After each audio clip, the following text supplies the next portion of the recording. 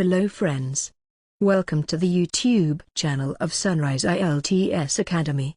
We are here to help you prepare for your IELTS exam. And without further ado, let's look at your today's IELTS speaking test topic. Describe an occasion when someone gave you positive advice or suggestions about your work, study. You should say who the person is, what he or she said, how the advice or suggestion affected you, and explain how you felt about the advice or.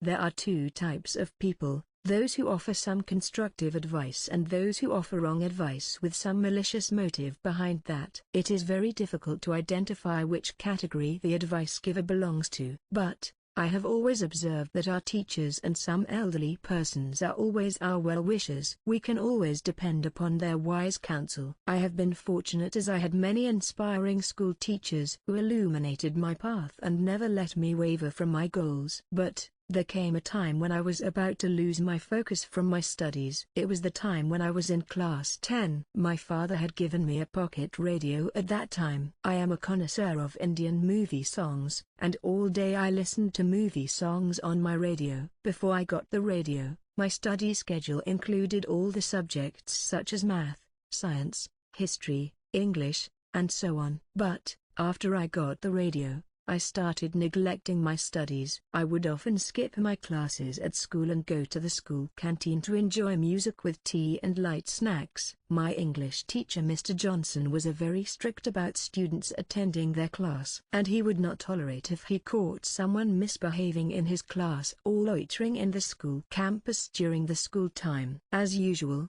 I was in the canteen and forgot to attend Mr. Johnson's class. Someone from my class reported me to Mr. Johnson. This made him furious. He called my parents and informed them about this. The next day, I was there in his staff room with my parents. I was shaking with fear. But something unexpected happened. He smilingly told me to focus on my studies and limit the music listening time to evening hours, not during the school time. He reprimanded me for neglecting my studies, but it was in a very gentle manner. He pointed out my past achievements. He encouraged me to study hard and prepare for the board exams. I felt so ashamed that tears started running down my cheeks. I promised him that I would work hard and make him proud when the results came. On that day, when I came home, I gave that radio back to my father. I told him that I could not use it until I get an A in all my subjects. And then I studied for 6 hours a day for the next 5 months. And when the results came,